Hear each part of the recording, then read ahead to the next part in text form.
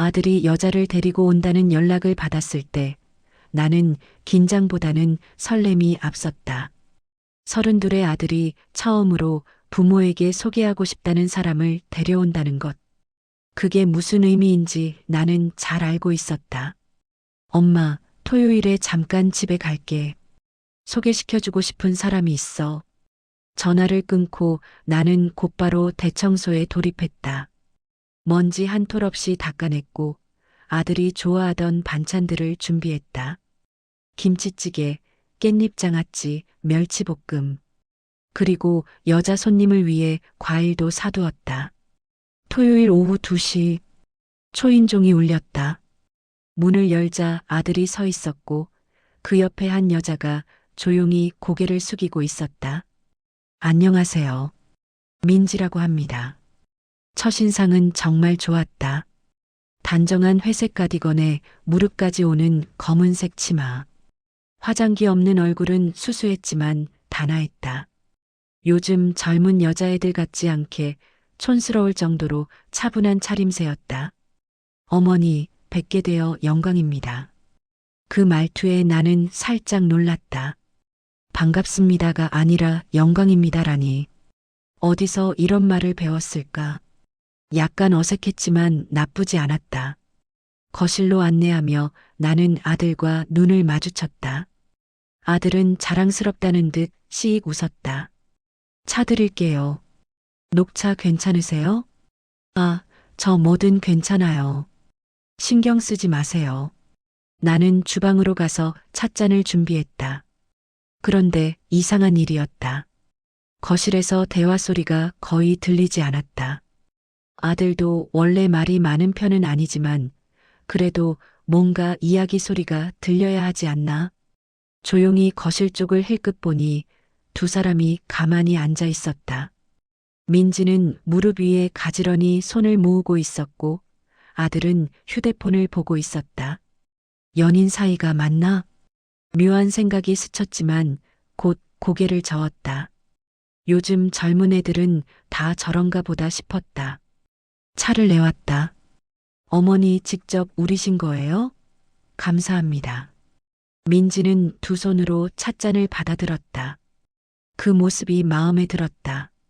요즘은 한 손으로 휙 받아가는 애들이 대부분인데 이 아이는 달랐다. 민지 씨는 무슨 일 하세요? 저는 초등학교에서 보조교사로 일하고 있어요. 아, 그래요? 아이들 좋아하나 봐요. 네, 정말 좋아해요. 아이들을 가르치는 일이 제 소명이라고 생각해요. 소명이라는 단어. 또 한 번 놀랐다. 20대 중반의 여자가 소명이라는 말을 자연스럽게 쓰다니. 대화는 편안하게 이어졌다. 민지는 많은 말을 하지 않았지만 물어보면 정확하게 대답했다. 눈도 잘 마주쳤고 웃을 때도 과하지 않게 입꼬리만 살짝 올렸다. 아, 이 정도면. 나는 속으로 안심했다. 며느리 복은 타고나는 거라는데 우리 아들이 복이 있나 보다. 1시간쯤 지났을까? 민지가 조용히 일어났다. 어머니, 제가 설거지 도와드릴게요. 아이고, 괜찮아요. 그냥 앉아 있어요. 아니에요. 제가 하고 싶어요. 고집스럽게 주방으로 들어오는 민지를 나는 말릴 수 없었다. 오히려 기특했다. 민지는 찻잔을 들고 싱크대 앞에 섰다. 그리고 가디건 소매를 걷어 올리기 시작했다.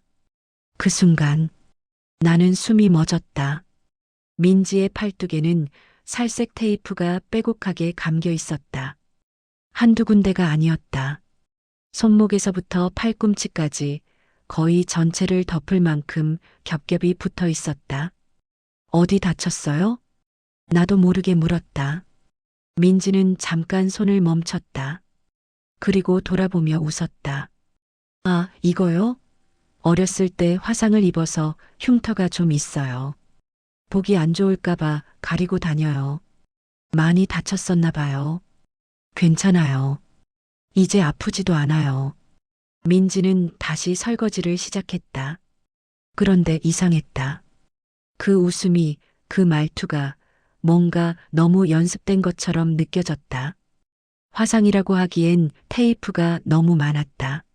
나는 아무 말도 하지 않았다. 괜히 예민한 시어머니로 보일까봐. 괜히 첫 만남을 이상하게 만들까봐. 그날 나는 입을 다물었다.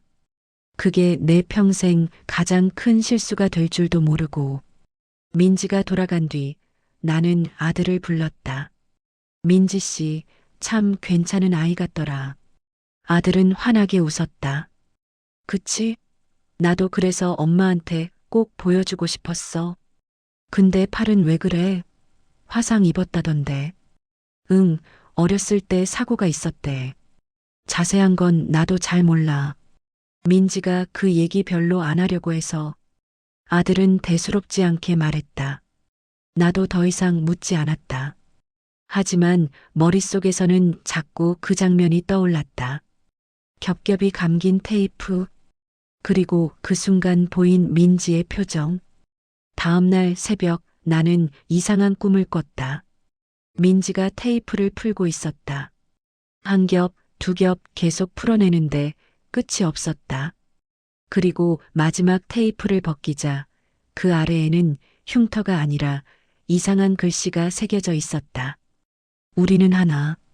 식은땀을 흘리며 깼다. 왜 이런 꿈을 꿨을까? 나는 고개를 저었다.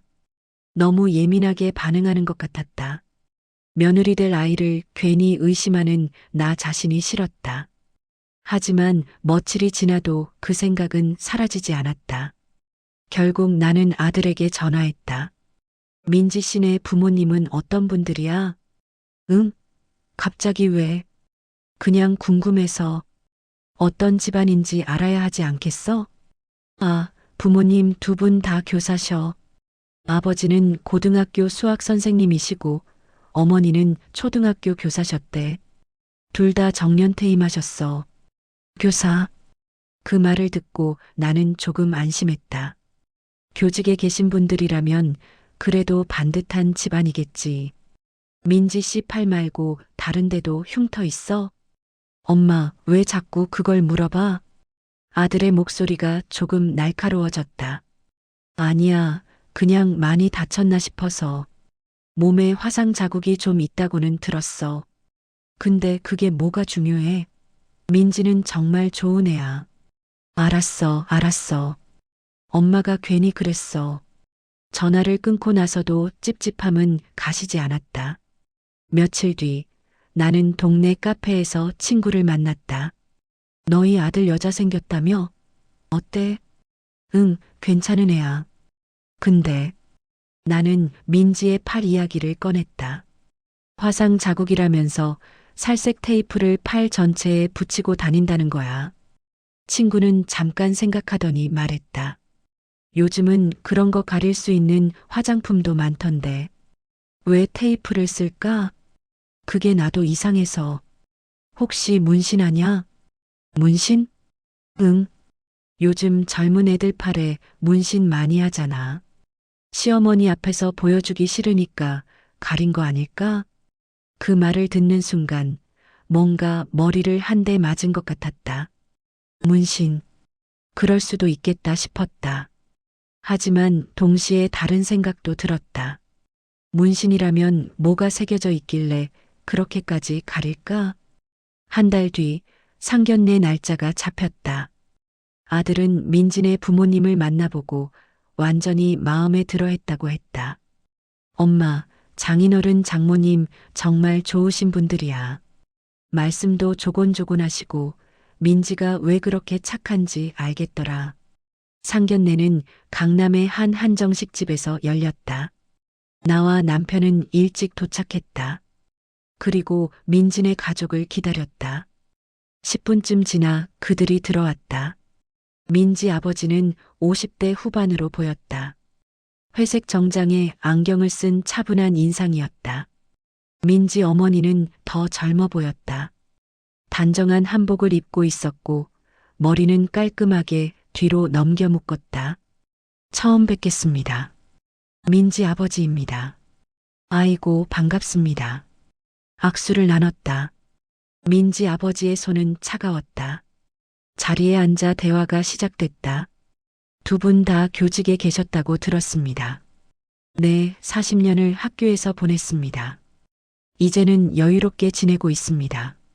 민지 씨가 참 착하던데 부모님 영향을 많이 받은 것 같아요. 민지 어머니가 미소를 지었다.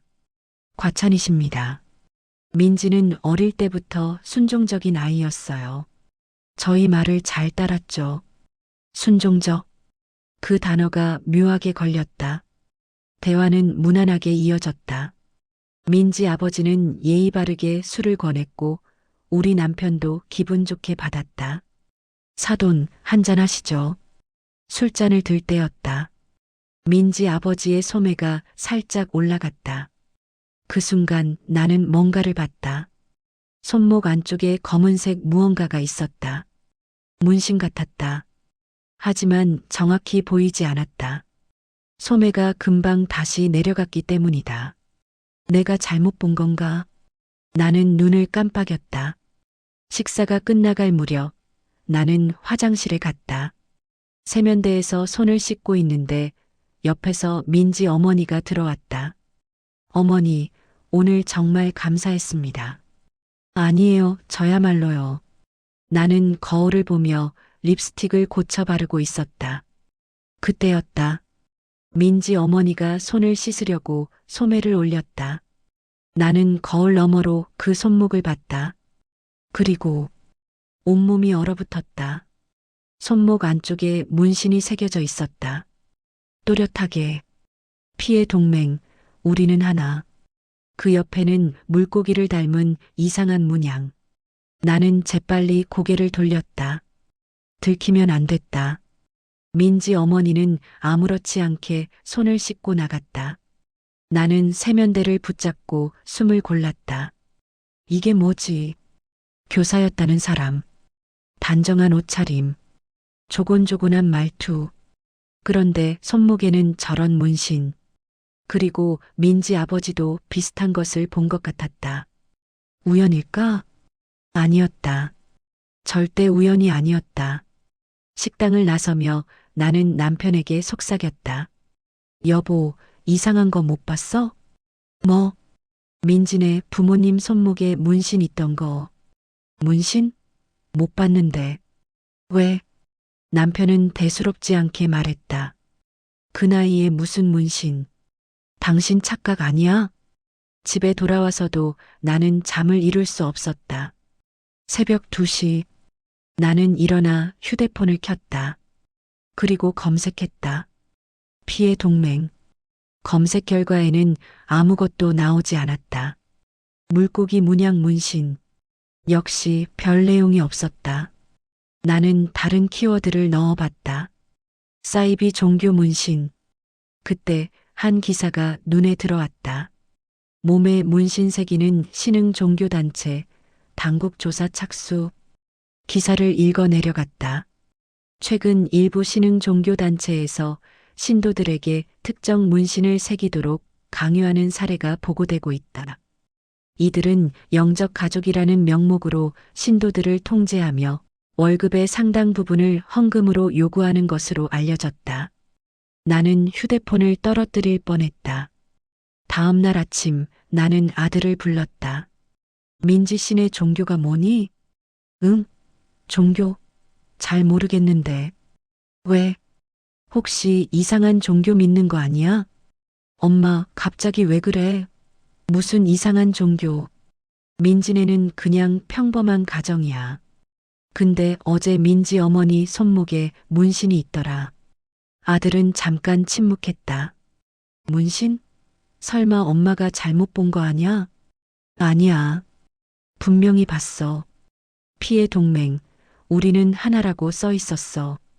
아들의 표정이 굳었다. 진짜? 진짜야. 그리고 민지 아버지 손목에도 뭔가 있었어. 똑같은 문신인 것 같았어. 아들은 아무 말도 하지 않았다. 민지한테 직접 물어봐. 알았어. 사흘 뒤 아들에게서 전화가 왔다. 엄마, 민지한테 물어봤어. 뭐래? 아무것도 아니래. 그냥 부모님이 젊었을 때 친구들이랑 우정의 표시로 같이 새긴 거래. 우정의 표시? 응. 대학 동아리 친구들이랑. 나는 코웃음을 쳤다. 40년 전에 대학생들이 피해 동맹이라는 문구를 문신으로 새겼다고? 그게 말이 돼? 엄마, 너무 의심하지 마. 민지는 정말 괜찮은 애야. 너 지금 세뇌당한 거 아니야? 세뇌? 엄마, 무슨 영화 보는 것도 아니고. 아들은 짜증을 내며 전화를 끊었다. 나는 더 이상 참을 수 없었다. 직접 확인해야 했다. 일주일 뒤 나는 민지를 미행했다. 민지가 부모님과 함께 외출한다는 걸 아들에게서 들었다. 나는 그날 오후 민지네 아파트 앞에서 기다렸다. 오후 3시 민지네 가족이 나왔다. 세 사람 모두 검은색 옷을 입고 있었다. 그들은 차를 타고 출발했다. 나도 조심스럽게 뒤를 따랐다. 30분쯤 달렸을까? 그들은 외곽의 한 건물 앞에 차를 세웠다. 3층짜리 낡은 상가 건물이었다. 간판도 없었다. 그들은 건물 옆 계단으로 내려갔다. 지하로 가는 것 같았다. 나는 차에서 내려 조심스럽게 뒤를 따랐다. 계단을 내려가니 철문이 있었다. 문에는 작은 창문이 있었고 안쪽에서 불빛이 새어나왔다. 나는 창문 틈으로 안을 들여다봤다. 그리고 숨이 멎었다. 안에는 약 30명 정도의 사람들이 둥글게 앉아 있었다. 모두 검은 옷을 입고 있었다. 그리고 팔을 걷어 올린 채 손목을 서로에게 보여주고 있었다. 똑같은 문신. 피해 동맹, 우리는 하나. 한 남자가 앞에 나와 말하기 시작했다. 형제 여러분, 오늘도 우리는 하나입니다. 사람들이 일제히 답했다. 우리는 하나입니다. 이번 주에 새로운 가족이 들어올 예정입니다. 여러분, 그를 환영할 준비가 되셨습니까? 준비되었습니다. 남자는 벽에 걸린 큰 액자를 가리켰다. 거기에는 이상한 문구가 적혀 있었다. 피는 물보다 진하다. 우리는 혈육보다 가깝다. 우리는 영원히 하나다. 나는 입을 틀어막았다. 민지가 앞으로 나왔다. 저희 약혼자가 곧 우리 가족이 됩니다. 그는 아직 준비되지 않았지만 시간이 지나면 이해할 것입니다. 사람들이 박수를 쳤다. 민지 아버지가 일어나 말했다. 민지의 선택을 축복합니다. 새로운 형제를 맞이할 날이 기대됩니다. 나는 더 이상 볼 수 없었다. 계단을 올라가는데 다리가 후들거렸다. 차에 타자마자 아들에게 전화했다. 당장 민지랑 헤어져. 엄마, 왜 그래? 무슨 일이야? 나는 내가 본 것을 모두 이야기했다. 처음에 아들은 믿지 않았다. 엄마, 그게 말이 돼? 민지가 사이비 종교라니. 내가 직접 봤어. 지하에서 이상한 의식하는 거. 그냥 동호회 모임 같은 거 아니야? 동호회가 피해 동맹이라는 문신을 하고 다녀. 아들은 한동안 말이 없었다. 나도 확인해 볼게. 나는 매일 아들에게 전화했다. 민지랑 헤어졌어? 아직이 뭐야? 당장 헤어지라고. 하지만 아들은 쉽게 결정하지 못했다. 그러던 어느 날 아들이 집에 찾아왔다. 얼굴이 창백했다. 엄마, 이상한 일이 있었어. 뭔데? 민지가 갑자기 결혼 날짜를 앞당기자고 했어. 원래 내년 가을로 계획했는데 다음 달에 하자는 거야. 왜? 모르겠어. 그냥 빨리 하고 싶대. 그리고 아들은 말을 잇지 못했다. 그리고 뭐? 민지 부모님이 우리 집에 같이 살자고 했어. 뭐? 신혼집을 따로 구하지 말고 민지네 부모님이랑 같이 살면 어떻겠냐고. 큰 집을 구해서 함께 살면 좋겠다고. 나는 머리를 감쌌다. 그거 봐. 이상하잖아. 요즘 시대에 누가 시부모도 아니고 장인 장모랑 같이 살아? 나도 그래서 이상하다 싶었어. 그래서 거절했더니 민지가 울더라. 울어? 응. 자기 부모님과 떨어져 살 수 없다고.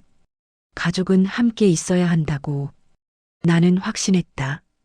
그거 완전히 사이비야. 가족이랑 떨어지지 못하게 하는 거야. 너를 그 집단에 완전히 가두려는 거라고.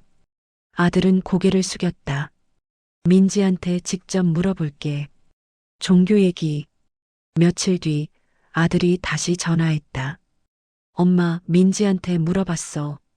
뭐래? 종교는 없대. 그냥 부모님이 오래전에 만든 친목 모임이래. 가족처럼 지내는 사람들 모임이라고. 그게 말이 돼? 문신까지 새기면서 민지는 억지로 한 게 아니래. 자기도 그 사람들이 좋아서 한 거라고. 너 그 말 믿어? 모르겠어. 아들의 목소리는 흔들렸다. 나는 마지막으로 물었다. 너 진짜로 민지랑 결혼할 거야? 긴 침묵이 흘렀다. 헤어질게. 일주일 뒤 아들이 민지에게 결별을 통보했다고 했다. 어떻게 됐어? 민지가 많이 울었어. 자기가 뭘 잘못했냐고. 그래서 그냥 우리는 안 맞는 것 같다고 했어. 더 이상은 만날 수 없다고. 민지가 뭐래? 알았대. 근데 마지막으로 한 번만 만나자고 하더라. 정리할 게 있다면서. 나는 불안했다. 가지 마. 무슨 일이 생길 것 같아. 엄마 괜찮아. 그 정도는 해줘야지. 사귀기도 했는데. 아니야, 절대 가지 마. 하지만 아들은 듣지 않았다. 내일 저녁에 카페에서 잠깐 만나고 올게. 걱정하지 마. 다음 날 저녁 6시. 아들이 집을 나갔다. 8시까지는 들어올게. 나는 불안한 마음으로 시계만 바라봤다. 8시. 아들에게 전화했다. 받지 않았다. 8시 반. 또 전화했다. 여전히 받지 않았다. 9시. 남편과 나는 동시에 일어났다. 뭔가 잘못됐어. 우리는 아들이 만나기로 한 카페로 갔다. 카페 직원에게 물었다. 혹시 여기서 젊은 남자랑 여자가 만났나요? 한두 시간 전에. 아, 네. 있었어요. 근데 중간에 나가셨어요. 어디로요? 차를 타고 가시던데요. 봉고차 같았어요. 나는 온몸이 얼어붙었다. 봉고차. 납치. 112에 신고해야 해. 우리는 즉시 경찰에 신고했다. 하지만 경찰은 시큰둥했다. 성인 남성이 자발적으로 누군가를 따라간 경우 실종으로 보기 어렵습니다. 24시간 뒤에 다시 연락 주세요. 24시간. 그 시간이 얼마나 긴지 나는 그날 처음 알았다. 밤새도록 아들의 전화를 기다렸다. 하지만 아무 연락도 없었다. 새벽 4시. 나는 더 이상 참을 수 없었다. 당신 그 지하 장소로 가봐야 해. 남편과 나는 차를 몰고 그곳으로 갔다. 건물 앞에는 아무도 없었다. 지하로 내려가는 철문은 잠겨 있었다. 나는 문을 두드렸다. 누구 없어요. 우리 아들 어디 있어요? 아무 대답이 없었다. 남편이 문을 발로 찼다. 하지만 끄떡도 하지 않았다. 경찰 불러야 해. 다시 신고했다. 이번에는 납치 가능성을 강력하게 주장했다. 경찰이 도착했다. 여기가 어떤 곳인가요? 사이비 종교 집단이에요. 제 아들을 납치해 갔어요. 경찰은 문을 열라고 소리쳤다. 하지만 안에서는 아무 반응이 없었다. 결국 경찰은 강제로 문을 열었다. 안으로 들어가자. 텅 비어 있었다. 의자들만 둥글게 놓여 있었고 벽에는 흔적만 남아 있었다. 액자가 걸려 있던 자리에는 못자국만 남아 있었다. 최근까지 사람들이 있었던 것 같은데. 경찰은 주변을 조사했지만 아무것도 찾지 못했다. 우리는 빈손으로 돌아왔다. 아들이 사라진 지 48시간째 되는 날. 집 앞에 누군가 서 있었다. 민지였다. 나는 달려나가 민지의 옷깃을 잡았다. 우리 아들 어디 있어? 뭘 한 거야? 민지는 눈물을 흘리며 말했다. 죄송해요. 제가 막을 수 없었어요. 뭘 막아? 대체 무슨 짓을 한 거야? 지금 설명할 시간이 없어요. 따라오세요. 민지는 차로 우리를 안내했다. 다시 그 건물로 갔다. 왜 여기로 와? 아래 말고 위층이에요. 우리는 3층으로 올라갔다. 복도 끝에 작은 방이 있었다. 민지가 문을 열었다. 안에 아들이 있었다. 의자에 묶여 있었다. 아들아. 나는 달려가 아들을 풀었다. 아들은 의식은 있었지만 몹시 지쳐 보였다. 엄마. 괜찮아, 괜찮아. 이제 괜찮아. 민지가 다급하게 말했다. 빨리 나가야 해요. 곧 다른 사람들이 와요. 우리는 아들을 부축해 건물 밖으로 나갔다.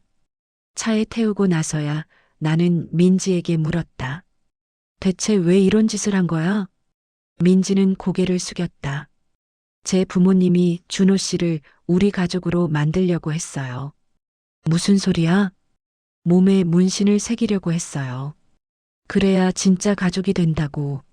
나는 말문이 막혔다. 그래서 내가 막았어요.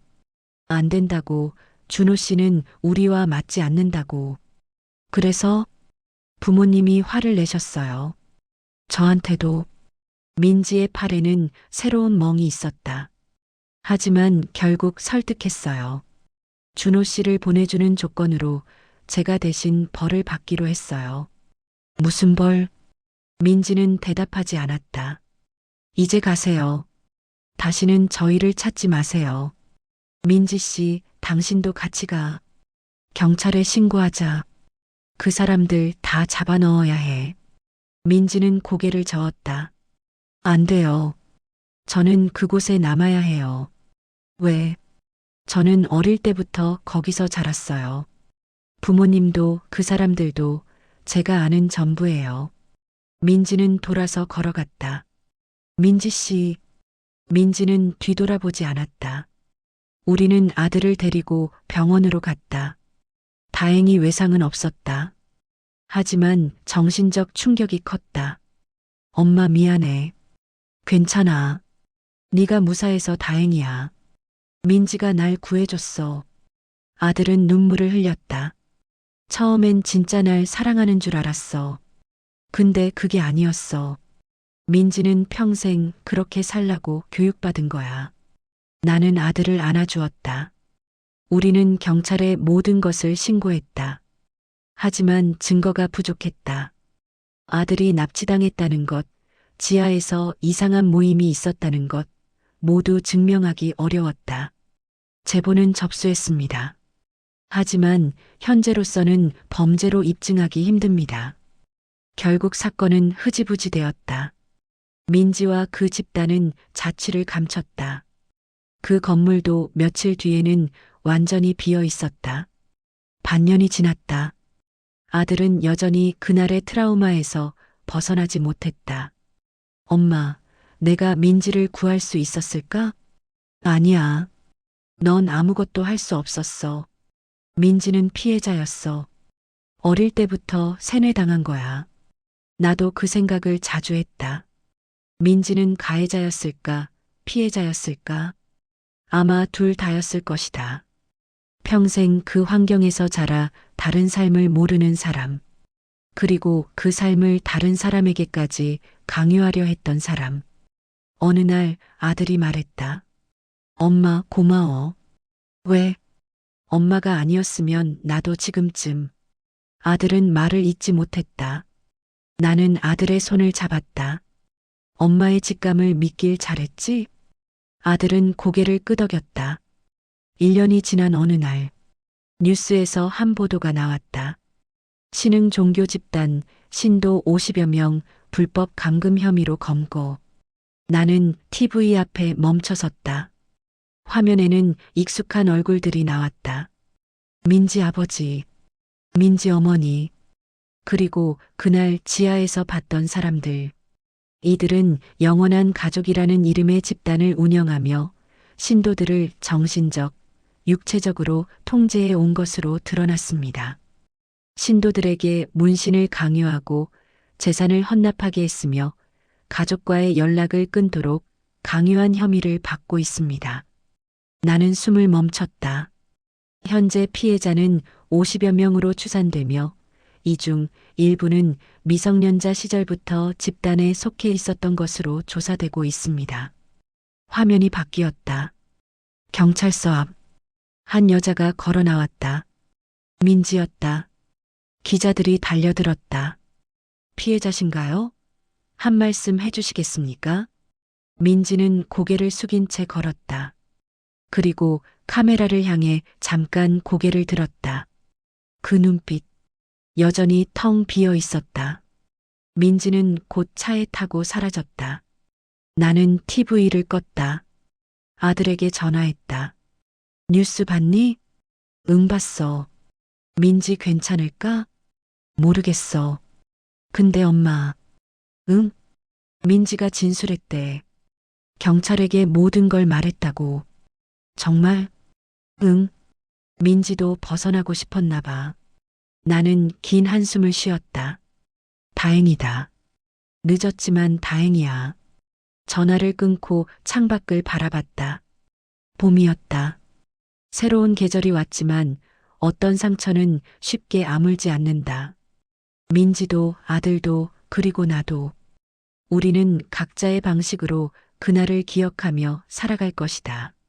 하지만 한 가지는 확실하다. 겉모습만 보고 사람을 판단하면 안 된다는 것. 그리고 부모의 직감은 괜히 생긴 게 아니라는 것. 나는 그날 이후로 내 촉을 다시 믿기로 했다. 그리고 아들에게도 말했다. 다음엔 엄마 말을 조금 더 믿어줘. 아들은 웃으며 대답했다. 알았어, 엄마. 1년 뒤, 재판이 끝난 후 나는 민지를 만났다. 정확히는 민지가 나를 찾아왔다. 조용한 카페. 민지는 예전처럼 단정한 옷차림이었지만 뭔가 달라 보였다. 소매가 짧았다. 팔에는 더 이상 테이프가 없었다. 그 자리에는 흐릿하게 지워진 문신 흔적들이 있었다. 레이저 시술 받고 있어요. 다 지우는데 2년은 걸린대요.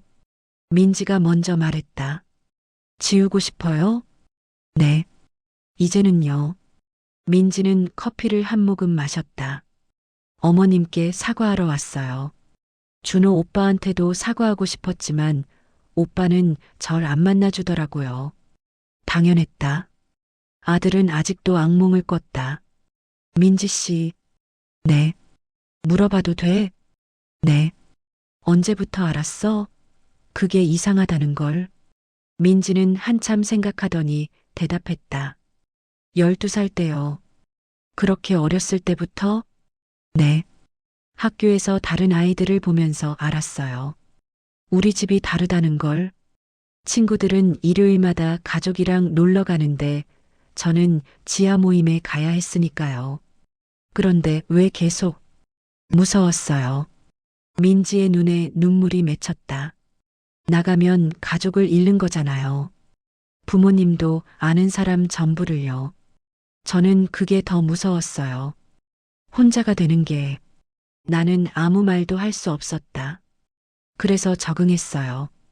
이게 정상이라고 스스로를 설득했죠. 문신도 헌금도 다 당연한 거라고. 준호는 오빠를 만나면서 처음으로 다른 삶이 있다는 걸 실감했어요. 오빠네 가족을 보면서요. 민지가 나를 바라봤다. 어머님네 집에 갔을 때 집이 따뜻하더라고요. 그냥 평범하게 따뜻했어요. 강요도 없고 의식도 없고 그냥 차 마시고 이야기하고 그게 부러웠어요. 그래서 오빠랑 결혼하면 저도 저렇게 살 수 있을까 생각했어요. 그런데 부모님이 허락 안 하셨어요. 오빠를 데려와야 한다고, 가족으로 만들어야 한다고, 그게 우리의 사명이라고. 민지는 고개를 떨구었다. 저는 거부할 수 없었어요. 평생 그렇게 살았으니까. 부모님 말씀은 절대적이었으니까. 마지막 날 왜 준호를 풀어줬어? 민지는 잠시 침묵했다. 오빠 얼굴을 봤거든요. 묶여있는 오빠 얼굴을. 그때 깨달았어요.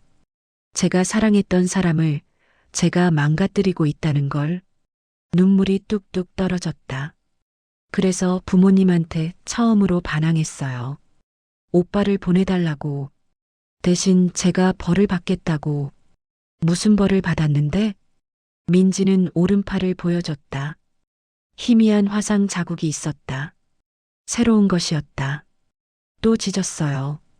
벌이라면서. 나는 입을 다물 수 없었다. 하지만 괜찮아요. 그때 결심했거든요. 이제는 나가야겠다고. 경찰에 다 말해야겠다고. 용기 냈구나. 네, 늦었지만요.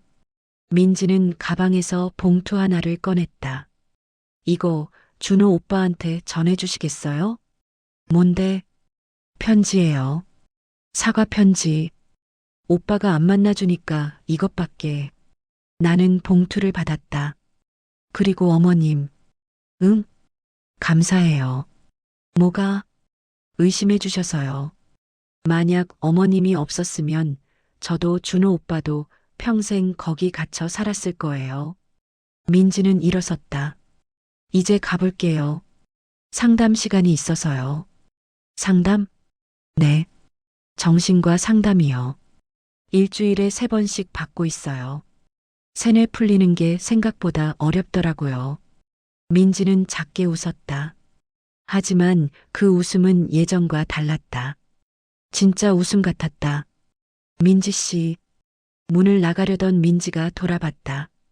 잘 살아. 네. 어머님도요. 민지가 사라진 후 나는 한참을 앉아 있었다.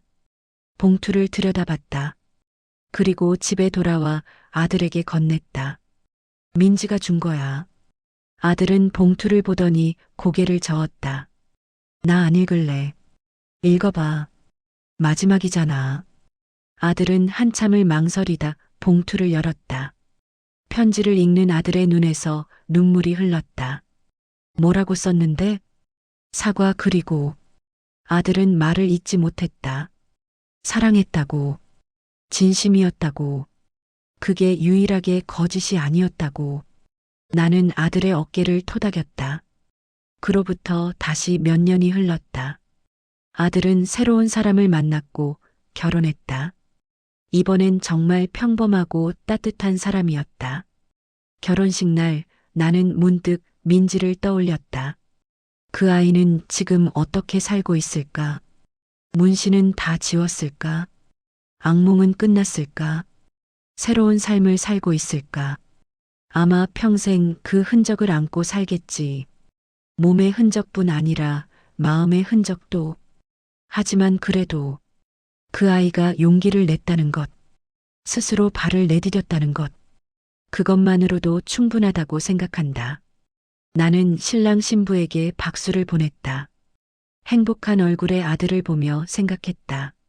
사랑은 때로 우리를 구원하지만 때로는 우리를 파멸시키기도 한다.